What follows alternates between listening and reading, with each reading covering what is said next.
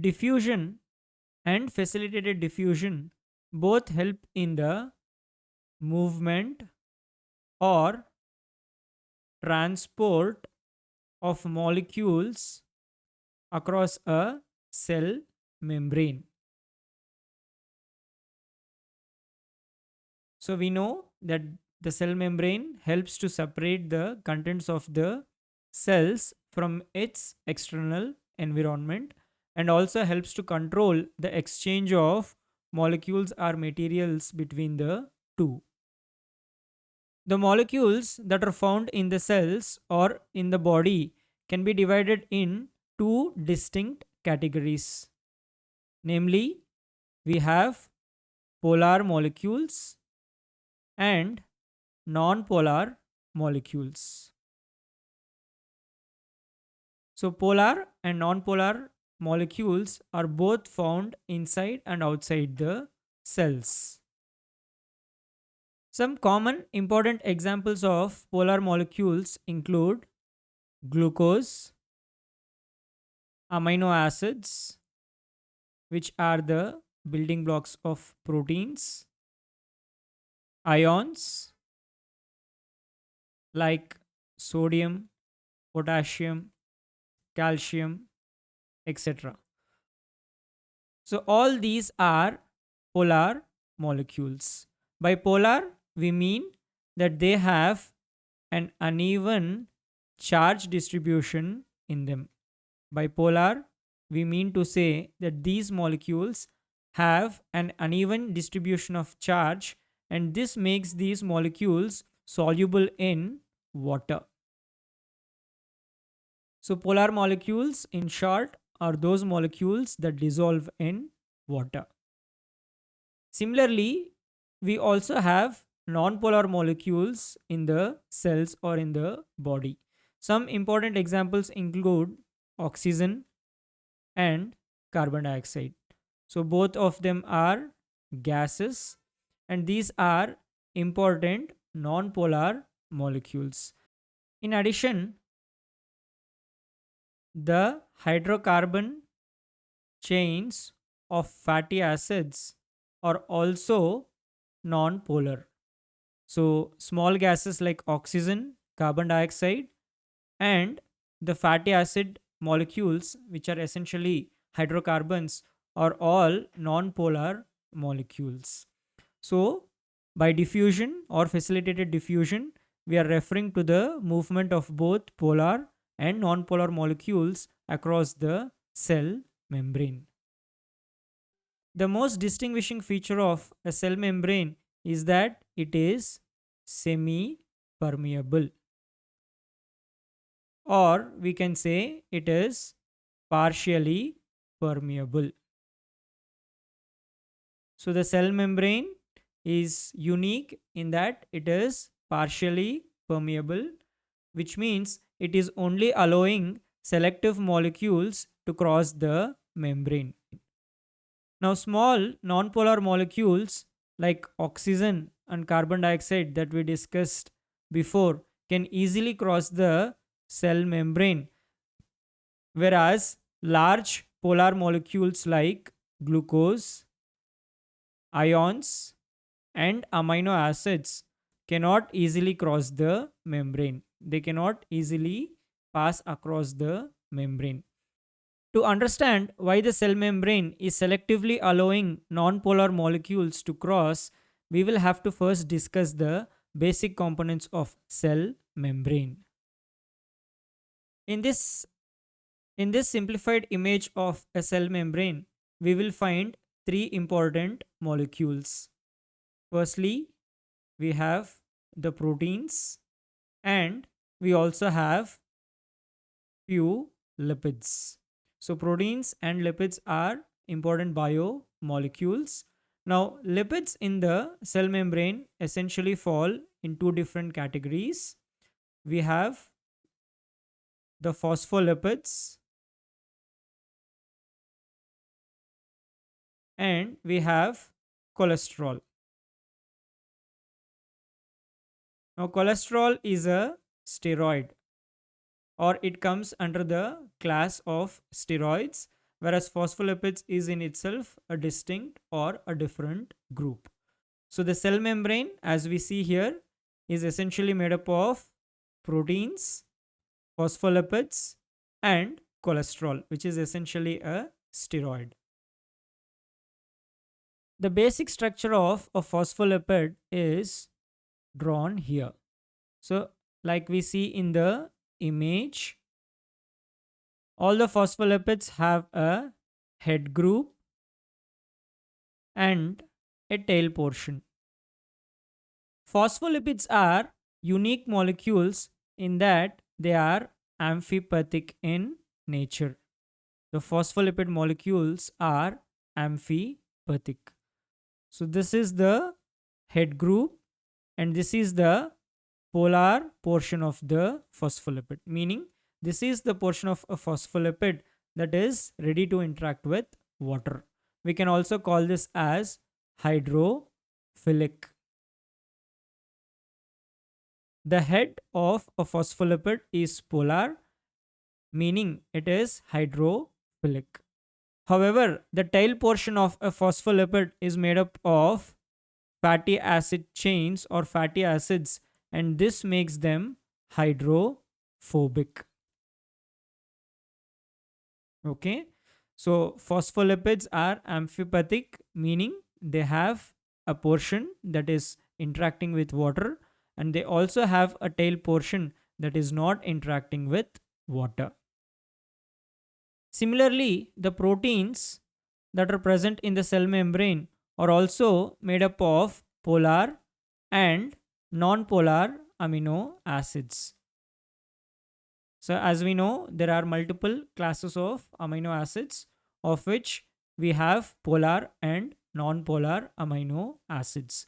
So, the non-polar amino acids in proteins present on the membrane are usually aligned alongside the hydrocarbon tails of phospholipids. Because both of them are non-polar, they usually come together in the formation of a cell membrane. So, in the cell membrane, the center portion of proteins are predominantly having non-polar amino acids that also do not interact with water. Okay. If you look at this figure, we can notice that the polar heads of phospholipids are in contact with water on both the extracellular environment and also on the cytoplasm.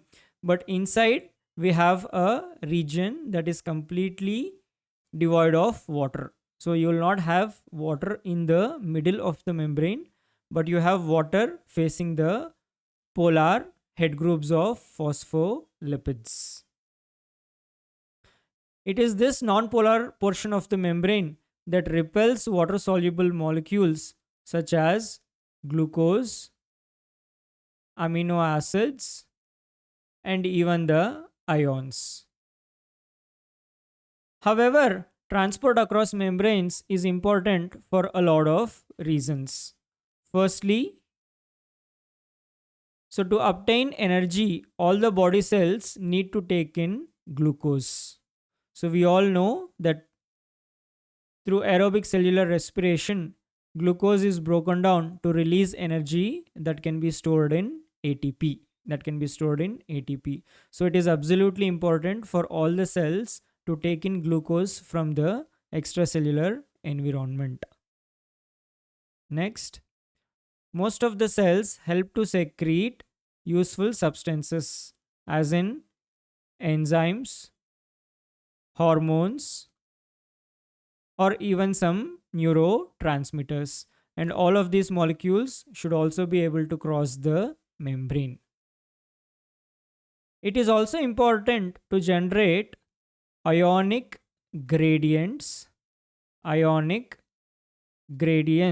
that are important for the activity of neurons. It is essential to have an ionic gradient that helps in the functioning of neurons. And lastly, it is important to maintain a suitable pH inside the cells of the human body or within specific organelles like lysosomes, which have an acidic pH.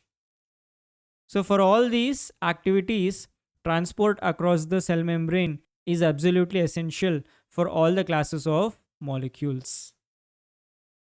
There are four basic mechanisms through which molecules can cross the cell membrane.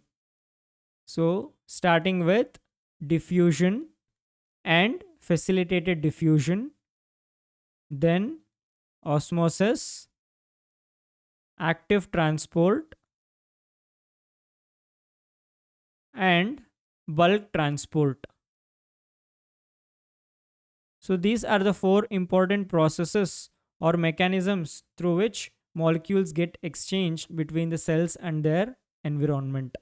So, bulk transport includes endocytosis and exocytosis. So, these are the four important processes through which the molecules get exchanged. Now, diffusion and facilitated diffusion, diffusion and facilitated diffusion are both passive processes. Passive processes, meaning that energy is not required to move the molecules through this route. By energy, we mean ATP. So, ATP is not required to move the molecules through diffusion or facilitated diffusion. The movement is completely passive. So, let us start with diffusion.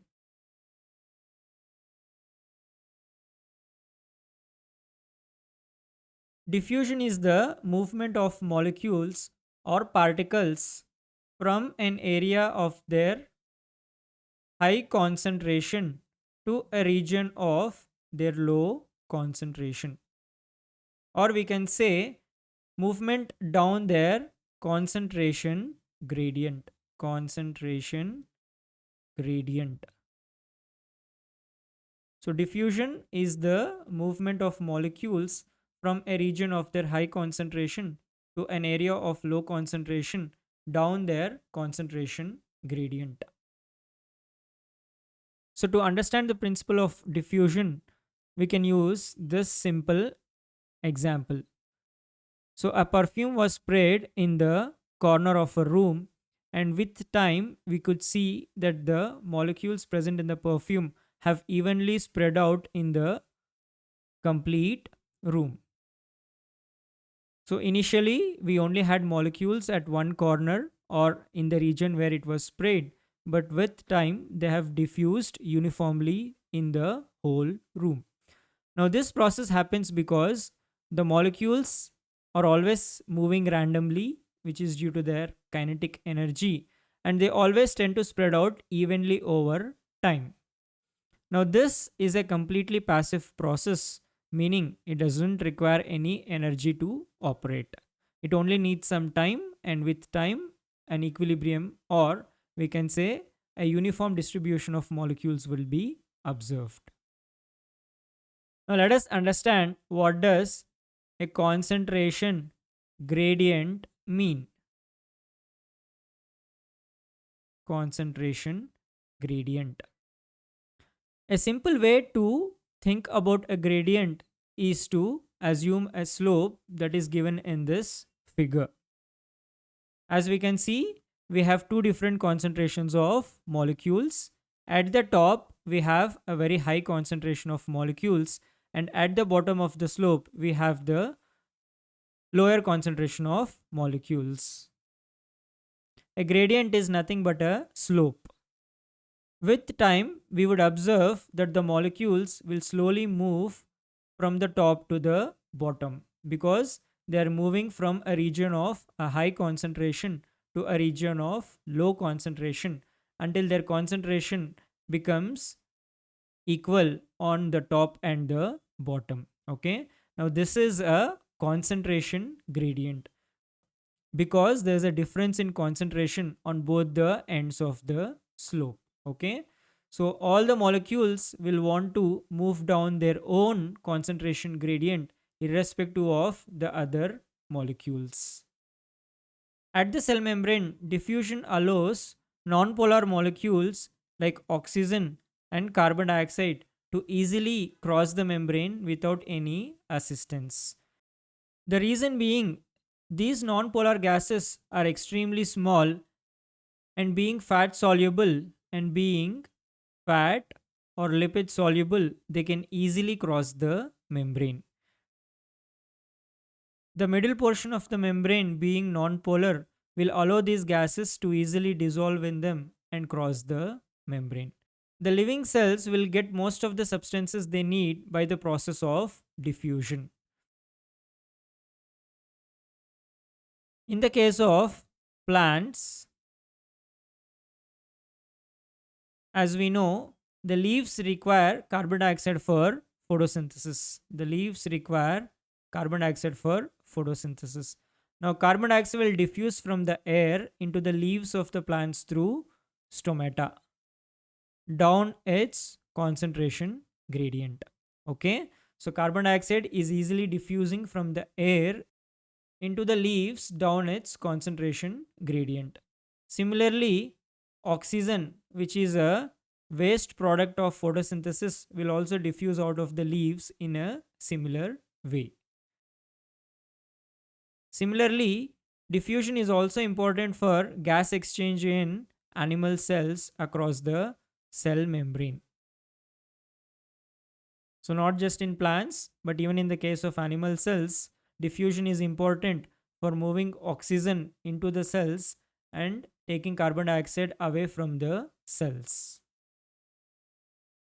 So, we have seen that diffusion is only able to transfer or move nonpolar molecules across the membrane.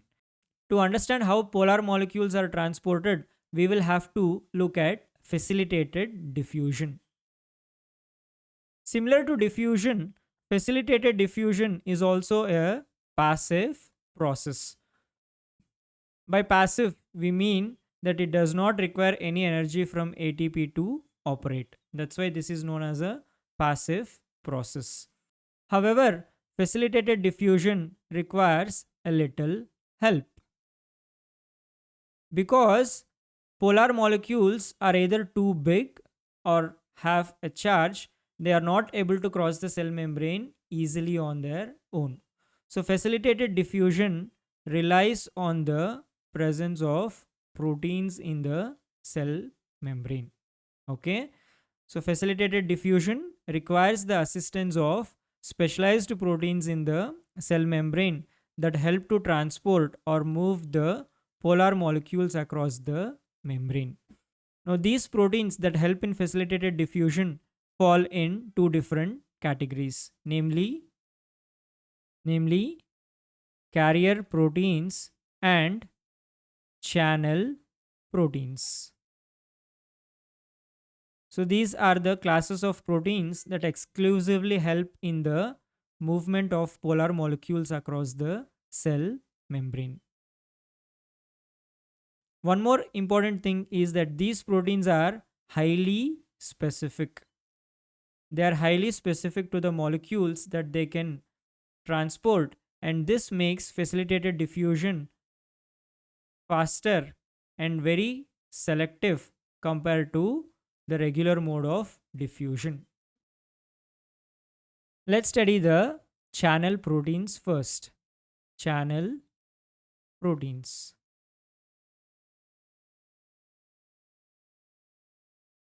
So, channel proteins are specialized membrane proteins that form a channel through which water or the ions can selectively pass through them. In the example that I've given here, we have a channel protein that selectively moves water. Okay, so this is specific to water.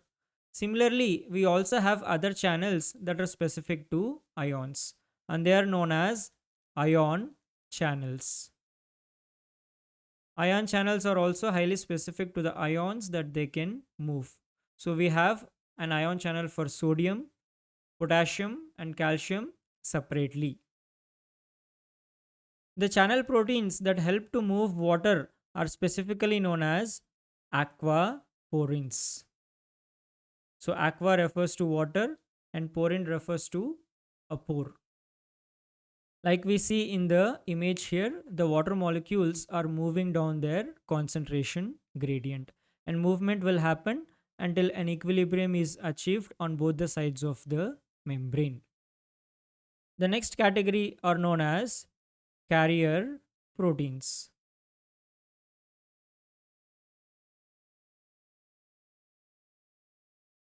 Let us see their functioning, taking glucose as an example. So glucose is a 6 carbon sugar, 6 carbon sugar that is essential for aerobic cellular respiration. Now, unlike channel proteins, the carrier proteins actually exist in two different conformations or two different forms. As we see here in the image, we have one conformation that binds, that faces the extracellular environment, and another conformation that faces the cytoplasm. Okay. So, glucose, when bound to the protein, will cause a change in its shape.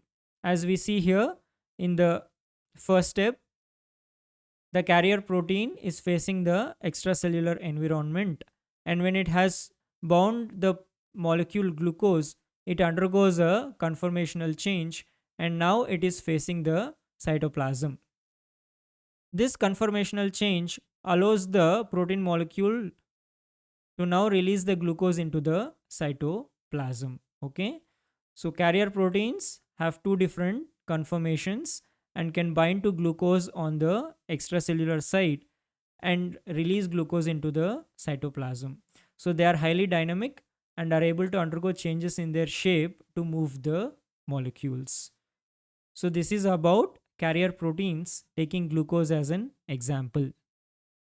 To conclude, let us look at the differences between diffusion and facilitated diffusion.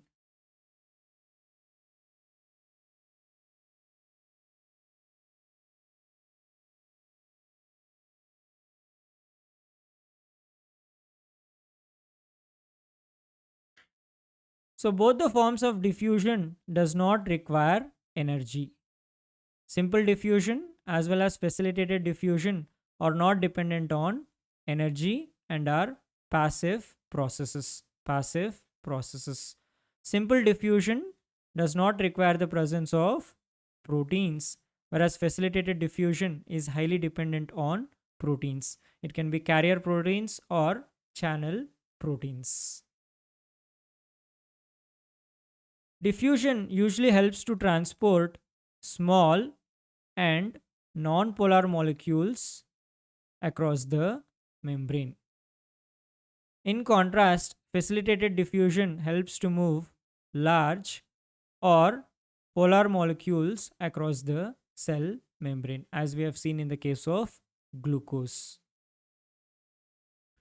And coming to the speed, simple diffusion is usually slower when compared to facilitated diffusion.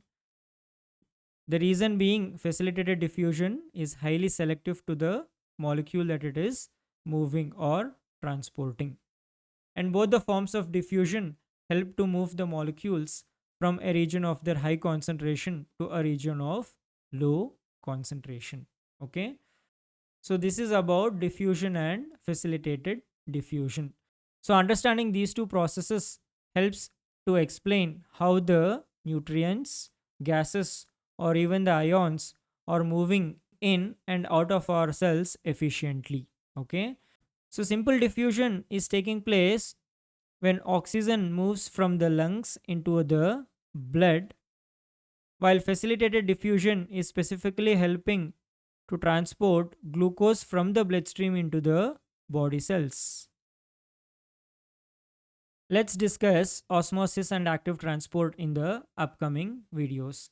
If you found this video helpful, please do share it with your friends.